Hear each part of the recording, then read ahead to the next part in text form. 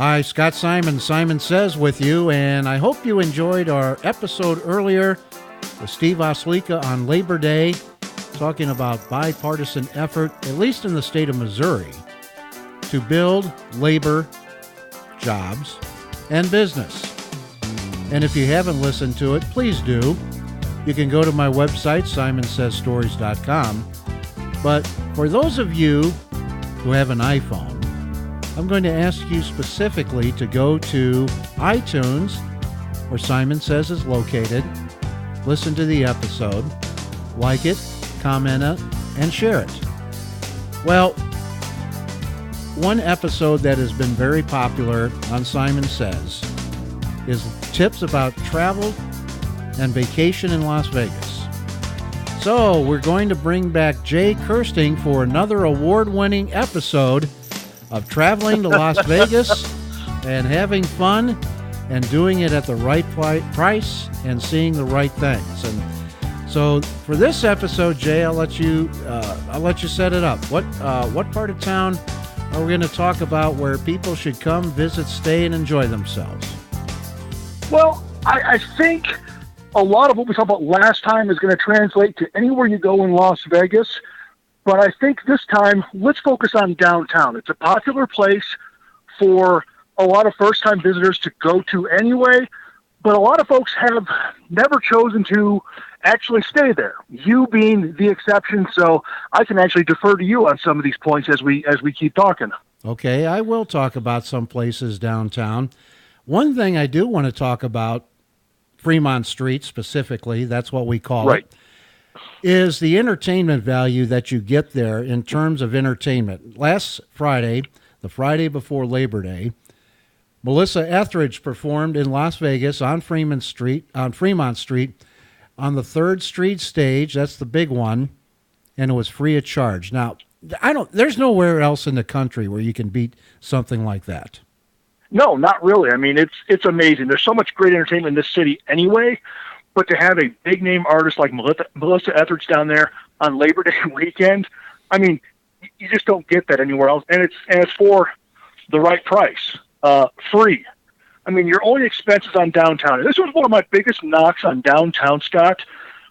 Prior to, we'll just say June of 2016, why I didn't go there a lot was a lot of places charge for parking. Well, that's a moot point now. Everybody charges for parking in some way, shape, or form. Everybody does, whether it's downtown or on the Strip. But you're right. The entertainment value from the performers like Melissa Etheridge and others, they have a whole schedule of a headliner pretty much maybe not every weekend, but twice a month probably throughout the summer with some folks that you've heard of. And the price is free. So even if you're not staying downtown, it is absolutely worth checking out who's coming when you're planning your trip down here, because maybe there's somebody that you want to see that you're like, okay, let's go check it out. Okay, let's start. Okay, go ahead. I'll say, and then taking it from there, let's ignore the stages down there for a second. You mentioned 3rd Street's the big stage. Let's ignore that for a second. Entertainment value in people watching. It's amazing. But before we go into that, let me just take you back a few years, Scott, because I know Fremont Street, by the way, it's Fremont, not two E's. The Fremont Street area has really changed over the last several years. Now, if you go back to the early 90s, when I first lived out here, calling Fremont Street sketchy was one of the biggest understatements you can come up with. It was almost as dangerous as the scene in Diamonds Are Forever, where James Bond's driving through, except without cars going through there. Because back then, you did have Fremont Street open to car traffic, but it also brought in a different element. A lot of the smaller casinos down there were really the type who, if they got you in, once you were in, they were beating you up for tips, and every time you hit one of their machines, I mean, not physically beating you up, but you know what I mean, really soliciting tips to And I remember going in there one time with a buddy of mine who won like $100, and he ended up walking out with only 20 because he had been hit up for tips so hard. Uh-huh. So back in the mid-'90s, they developed the Fremont Street Experience, which is the big canopy closing the street down, and that really revitalized the area. Well, now fast forward to what's happened in the last 5-6 years. You had a zip line that was added in there about 8-9 years ago. It was so successful, they put in an even bigger one called Slotzilla. The people down there as street performers had gotten so jam-packed down there that they had to start, I don't want to call it restricted, it's not even licensing, but they had to be basically registered with the Fremont Street Experience organization in order to perform down there. Now, street performers include those who wear the sometimes good and sometimes very bad costumes. And the folks in costumes, you take a picture with them, they're going to hit you up for a tip. If you don't give them a tip, they will do everything but curse at you, because once they curse, security or Metro comes in and takes care of it another way. Mm-hmm. Now, with all that being added in over the last really 20 to 25 years, and again, the spike over the last 5 years has led to some new developments going on. If you are paying attention to the Las Vegas downtown area, there was a very old, very well-known name establishment, the Las Vegas Club, that is gone. It's going to be replaced within the next probably 2 to 2.5 years with the new 777-room hotel right there on Fremont Street. And that's being developed by the folks who own the D Resort, which is a gentleman by the name of Derek Stevens and his brother. I can't remember his brother's name. But they've really put a lot of money into revitalizing. If that's not enough, the whole canopy is being changed within the next 2 years, because the LED technology that was out there in the 90s, well, it wasn't bright enough and it wasn't high definition enough. So now they're going to put in a high definition, an ultra high definition canopy, so they can really enhance the show downtown, and you can see it during the bright, sunshiny days that we have over 300 of here in Las Vegas. It'll show even in those conditions. I did not realize that. I did not realize that you'll be able to see the show overhead during the daytime. Right, exactly. So that really changes a lot of things. So the Fremont Street Experience group, which is really made up of an association of all the resorts downtown, really has done a lot to really take what was a very seedy area 25 years ago and really make it something worth seeing. Even if you're not staying down there, like I said, it's worth visiting. It may not be your cup of tea, but for those who like to walk the strip and go from resort to resort, it's a lot like that with a lot less walking. So if you're out for the exercise, go back to the strip. If you're looking just to go from place to place, go downtown. Even downtown, you can go for a great walk from the El Cortez all the way down to the Plaza.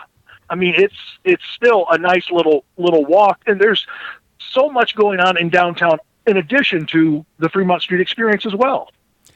Now you make me feel bad because you talk about 25 years ago. I was on Fremont Street 24 years ago in 1994, and that was the last year that you could drive on Fremont Street, and they had just started blocking it off. What's now, I can't remember. 3rd Street. Yeah, I can remember. I think 3rd Street was the first they blocked off. But, yeah, it's seedy compared to Las Vegas, what you know today. It wasn't terribly back then. But now I don't think it's so seedy now, but 25 years ago, boy, it really was. Well, then that says a lot for me. I hung around in the seedy part of town because you mentioned to me that I should talk about some things of my experiences of staying often in downtown Las Vegas, which I will. Plus, I want to tell you all who are listening, please don't turn this off, because toward the end, I'm going to recite the upcoming lineup at the Golden Nugget for musical entertainment.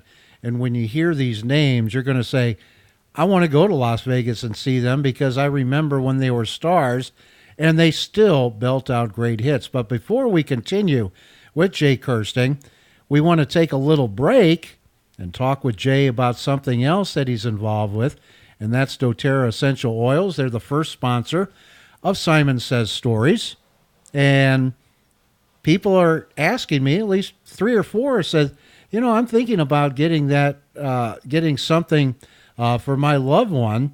I told the story about Wild Orange, how you gave that to me and how I still enjoy that. And I thought I'd ask you right now, what would be your favorite scent that people should be looking at on your website to order right now? Well, as far as the scents go, I am a big fan of the lime for a couple of reasons. One, it's a great citrus, fresh smell. It's not as strong as lemongrass, which is also another great scent. I like lime because I use it in my diffuser when I go to bed at night, but I also add it to my beer as as a flavoring. Put a drop in my beer, and it really adds the flavoring. I also add it to my water. Now, I will warn you that if you're going to add it to a drink, make sure it's in glass or stainless steel. You don't want to put it in plastic because citrus oils can break down the plastics a little bit, and you could be ingesting petrochemicals. You don't want to do that. That would counteract the whole purpose of taking something like that as a good scent or good flavoring, and it's other benefits as well. Like on the lime and any citrus oil, it's really good at detoxifying. I always feel significantly better when I've had a big glass of water with a drop or two of the lime oil. So that's one of my favorites. Okay. And again, doTERRA Essential Oils. Jay and Kathy Kirsting are wellness consultants. And Jay, where can they get a hold of you to talk about? Well, the best. Go ahead. Yeah, the best 2 ways to go are go right to my website, which is my.doterra, doterra.com/Jay Kirsting. That's JayKersting, or simply send me an email. And that's easy too. It's JayJ at jaykirsting, JayKersting.com. And I will help you out with it. I tell you, I've been using these, Scott, for over a year now, and God, it's made a change in my life, and it's been a true blessing. We resume our talk about Las Vegas as a travel destination for you. This episode focusing on downtown, specifically Fremont Street. And I'm going to start off the talk, Jay, with talking about a place I like to go. You can't stay there because there's not a hotel there anymore, but it is historic. And that is when people come to Las Vegas, they should go to Binions. Now, Binions has been around for a long, long time. And for those who have good memories, that is where the World Series of Poker started. And how it evolved from Binions is that Harrah's Corporation took over Binions I'd say 15 years ago. And they acquired the rights to the World Series of Poker. And so that's why it's played at a Harrah's property. But poker is still played very much so at Binions. I highly recommend it because of their dining. Their steakhouse is second to none. It is excellent. And their cafe, well, I just call it the official cafe of Simon Says Stories. Now, you can't stay there anymore. The hotel has been closed for quite some time, and it doesn't look like it's going to reopen. But there are several hotels within walking distance of Binions. And so when you make a gambling trip, and you will gamble there and eat there, you won't stay there. And they don't really have much in the line of entertainment. It's really old-fashioned, but it's old-fashioned Vegas that's clean and fun. That's Binions. Now, Jay, why don't you pick a property nearby and talk a little bit about that and some of the amenities that that people can enjoy and look at online to possibly book to stay here on an upcoming trip? Well, one of the ones I want to talk about is another one that you've stayed at a few times, and that is the El Cortez. So the El Cortez is very historic as well. In fact, Hollywood would lead you to believe that Las Vegas was built by Benjamin Bugsy Siegel with the Flamingo Hotel. However, that is not the case. It is not true. Benjamin Siegel actually started out as a partner down at the El Cortez in 1941. Before the war, he invested with his counterparts in the what do we call it? Somewhat organized. Yes, you know where I'm going with this. But anyhow, and then from there, it was many years later owned by another iconic person in the casino business by the name of Jackie Gaughan. Jackie Gaughan owned the El Cortez, what was then the Union Plaza, and several other properties in downtown. And his family, his son specifically, Michael Gaughan, owned what was the Coast casino chains, starting with Barbary Coast and then Gold Coast, and grew from there.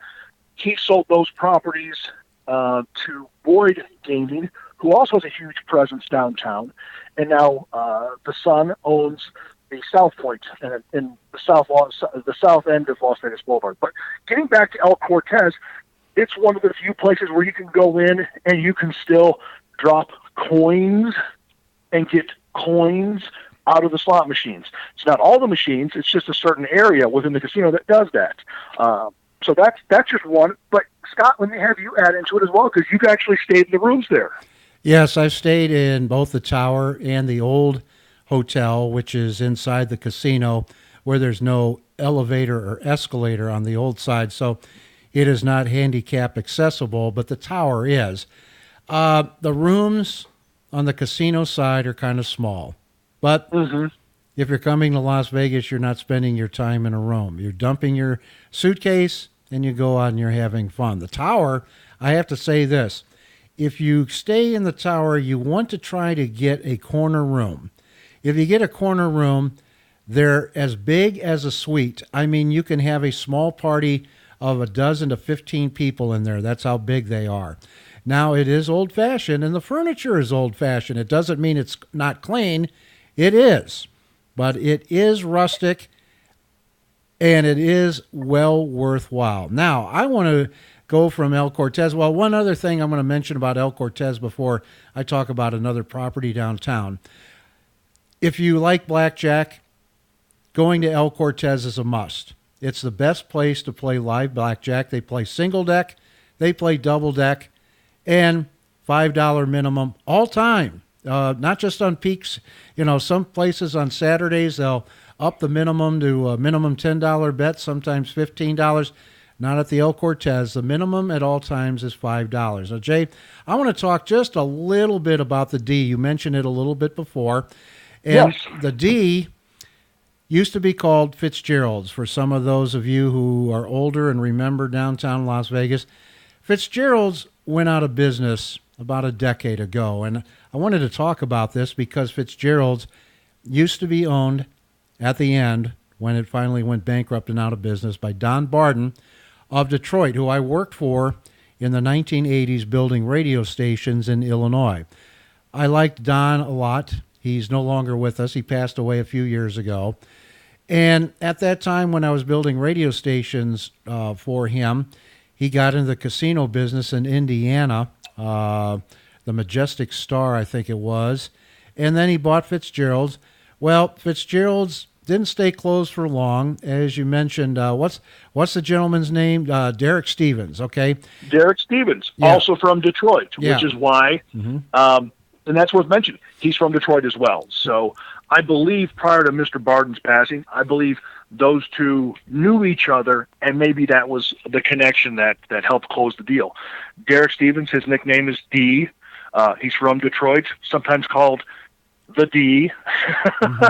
So there's why he named it that. And it's really, they really have marketed to that Midwestern crowd, especially in the Detroit metro area. I mean, that's, if you're from Detroit, there's a lot of really popular Coney dog places, and they've got one of them in the D.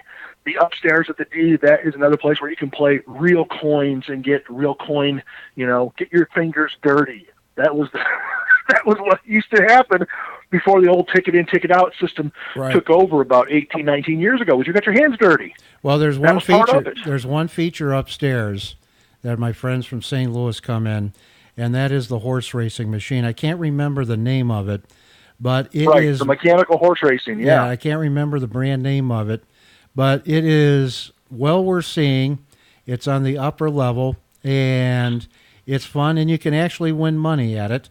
Now, let's very quickly, Jay, let's go down the strip and tell our listeners the other casino hotel that Derek Stevens owns. Boy, I'm drawing Golden a blank Gate. right now. Golden Gate. Golden Gate. You're Yeah. right. Golden Gate. Come on. And he's Golden Gate. Absolutely. And like I said earlier, he's taken the old property near Golden Gate and the D that was Las Vegas Club, and he's developing that as well. But yeah, Golden Gate, another iconic property downtown. It's the oldest property downtown. It opened in 1906. It has been renovated. No, it's not still the same decor as 1906. In fact, I think it was the site of the first telephone in Las Vegas. One downside, though, to the Golden Gate that I didn't like, and it happened about a year and a half ago. In fact, I dined there 2 days before it closed, was Dupar's. I love that place. I think it had the best breakfast in America.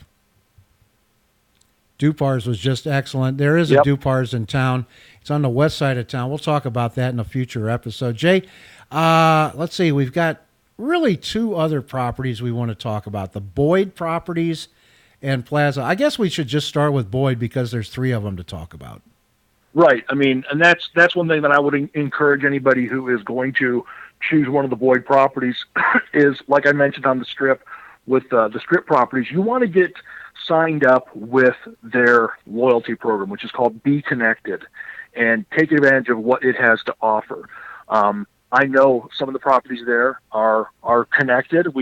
You and I have walked them ourselves, and they actually target some different marketing. It's God, I can't remember which one it is. Is it Main? No, not Main Street Station. It's the one across the way, California. That targets the Hawaiian group. Yep. Mm-hmm. For those who don't know, Las Vegas is known as the ninth island. We have a huge Hawaiian population, and we have Boyd, who specifically uses that property to target the Hawaiian market. They've got partnerships with, I believe, Hawaiian Airlines or somebody else who flies in and out of here with flights directly to and from Hawaii. They do because at the hotel behind the check-in desk, they actually have Hawaiian Airlines flights in and out the time. So people do know. Yep, absolutely. So again, that'd be my tips on those properties, and they're, like a lot of what Boyd does, they're very, very nice, clean properties, and they have a lot of different amenities. But like I said, each one, while they're close, they do target different demographics, which I think is unique for properties that are connected like that. So even on the Strip, you have so many people spread out across a longer distance that it's obvious because they have those different motifs going on with whatever, fountains and castles and, Romans and but downtown being so close to each other, that's what makes them a little more unique, being that it's all the same company. And the other Boyd property downtown is the Fremont. The Fremont, absolutely. And that is I'll tell you what, I like the Fremont, but I'll tell you what, if you don't like big crowds, don't go in on a Friday or Saturday night. You can get claustrophobic in there. Oh, absolutely. Absolutely. And, especially when we go back to how we opened, we'll call it the free concerts. If you're claustrophobic, be careful. Those crowds will overwhelm you at times. Okay, let's go to the west side of the Strip and the really nice tower. I always like it, the Plaza. And that's really undergone quite a makeover in the past 10 years. Well, let's even take it back and let's look at where the Plaza sits. The Plaza sits, and let's remind folks, it's been the Plaza for about 7 years. Prior to that, it was known as Union Plaza. And the reason why it was called Union Plaza was it was built adjacent to the Union Pacific rail line. In fact, it's built over the Union Pacific old rail station. And when Amtrak ran through town, they ran here.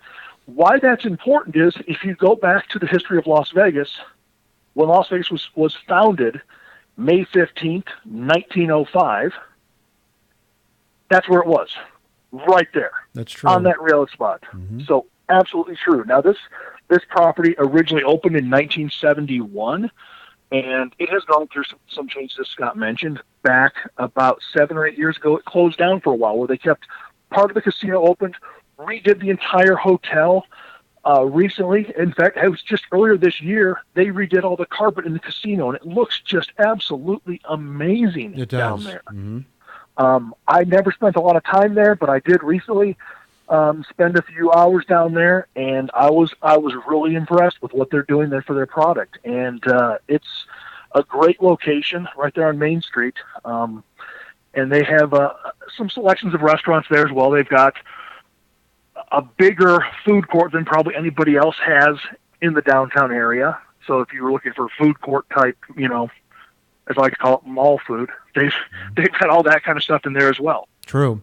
2 more properties, and then we will be signing off this episode. I'll let you take the first one because I want to take Nugget. No, I want to take. I'm going to talk about the Golden Nugget. You want to help them last because you have the upcoming entertainment. Yes. So 4 Queens, that's yours. 4 Queens. I remember there was a story about the 4 Queens, and why it was the 4 Queens was the original developer of it had 4 daughters, which is different than Bill Hara having his 7 stars as the top tier of his membership program because he had 7 wives. No, 4 Queens, again, if you go back and you look at the old media from the 60s and 70s, 4 Queens was all over it. It was a pretty happening spot. And still, it's basically in the middle of the action there on Fremont Street. Again, I'm not really an expert on that property per se, but I've, shall I say, fed some of those little rectangle linen pieces into their machines a few times. I haven't gotten many back. Which is why the 4 daughters did quite well when the father passed away. 2 things of note about the 4 Queens. 1, it's the tiniest sports book in Las Vegas. I mean, I think there's only 4 or 6 seats. That's one thing. But there are 2 things in there that I do like. It has a Noble Roman's pizza, and for those who have enjoyed that in the Midwest, they have that there at the 4 Queens. But I do have to say one thing about the 4 Queens. It does have one of the more underrated restaurants in Las Vegas, and that's Hugo's Cellar. Oh, Hugo's Cellar is amazing. Don't take my word for it. Go to Yelp. Go to TripAdvisor. Go to Yelp. Yes, Hugo's Cellar. I mean, well, yeah. Don't take my word for it. Don't even take Scott's word for it. Just go to read the reviews. It's pretty incredible. And I'm going to close out this episode now talking about the Golden Nugget. The Golden Nugget has been downtown for a long time. Steve Wynn, who just departed as the major domo of Wynn and Encore, was a big part of the Golden Nugget 40 years ago. It's now owned by the group that owns the Station casinos here in the Palms. Actually, related, but different company. Okay. The owner of the Golden Nugget is a gentleman by the name of Tillman Fertitta, who's related to the other Fertittas. All right. He actually is the one who owns the Claim Jumper restaurants. The Houston Rockets basketball team. Yeah. Mm-hmm. Right. And the other Golden Nuggets that are down. Is there still one down in Laughlin? I know there's one in Atlantic City. I've been to it. So it's Tillman Fertitta who owns those, and he's like a cousin to the Frank Fertitta and the other Fertittas. Okay. All right. Well, anyway, Golden Nugget. I'm not going to talk about the hotel. The hotel's fine. Restaurants are fine. The gambling is fine. This is why you want to go to the Golden Nugget. And I hope you folks stuck around to hear me read the entertainment that's coming up here. I'm going to read September. Now, a lot of you are going to say, oh, I'm going to miss that. Well, I want you just to get the feel of what the Golden Nugget has on Friday nights. It's called 52 Friday Nights. And these names stick out, and people know who they are. For example, we're recording this on September 5th. 2 days from now, on the 7th, on Friday night, it's Taylor Dane. September 21st and 22nd, this is one of my favorites, favorite groups, especially from 1968, Gary Puckett and the Union Gap. September 21st and 22nd. You know, folks, you still have time to come out here. Frontier Airlines has some great bargains all across the country. You might want to think about that. Here we come up on September 28th. Wait till you hear this name.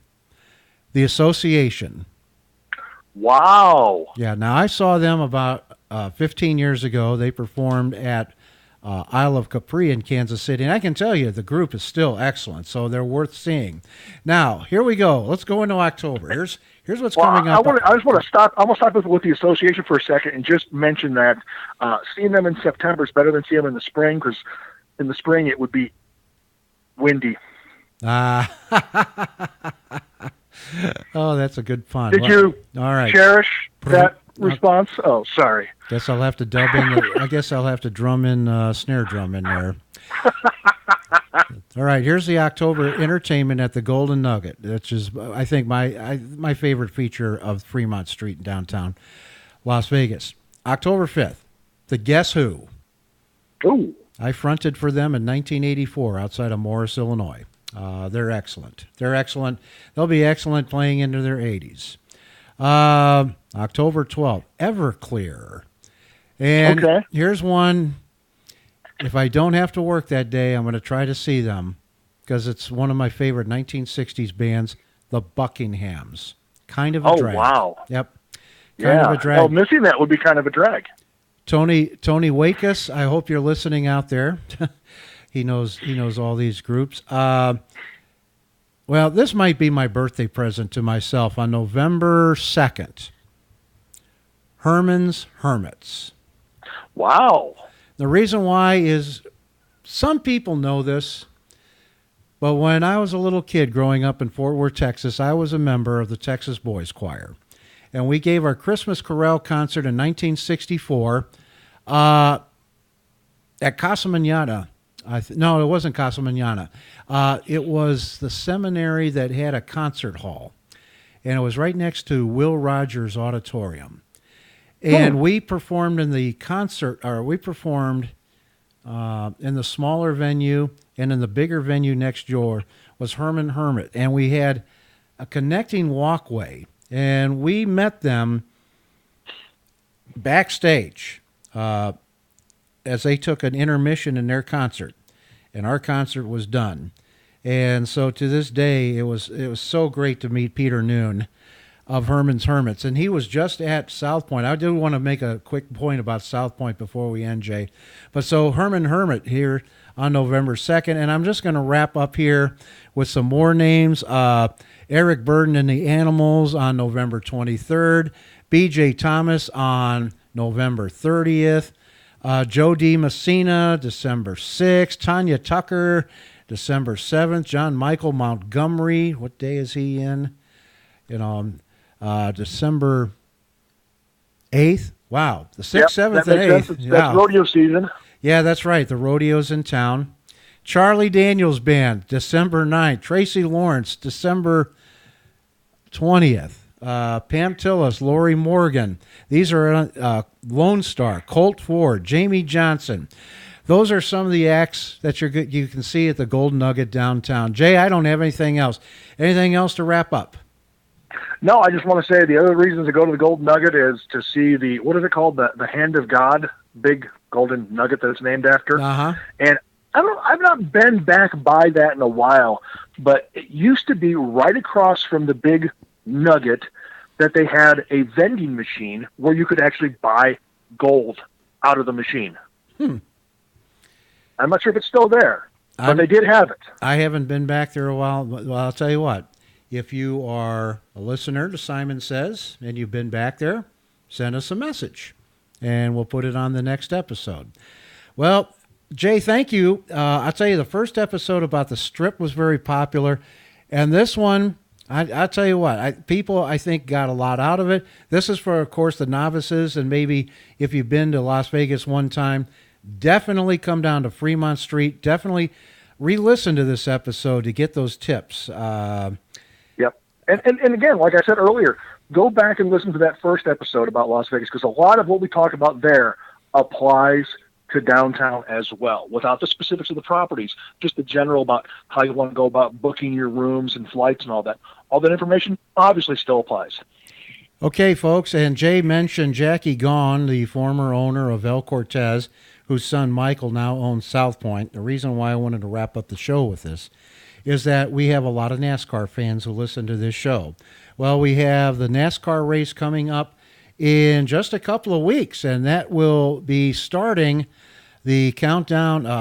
It's the playoffs, so that makes this Las Vegas race bigger. And this is the first year we've had 2 NASCAR races. We always had a spring race here, but now we have a fall race, and it's a chase race. So that is sponsored by South Point, owned by Michael Gaughan. So they do have specials there. If you'd like to come in and watch the race, check it out online. Just go to their website. We mentioned that because the NASCAR races here are always sold out, and we know that you do like to attend. It's going to be a big hit. Who knows? Maybe someday we'll have a third race. Well, that's all the time we have talking about Las Vegas travel tips with Jay Kirsting, our resident expert on Las Vegas. Although, sorry I tripped you up on Golden Gate down the way, but it's so small it's easy to forget. Right, exactly. That's exactly what happened.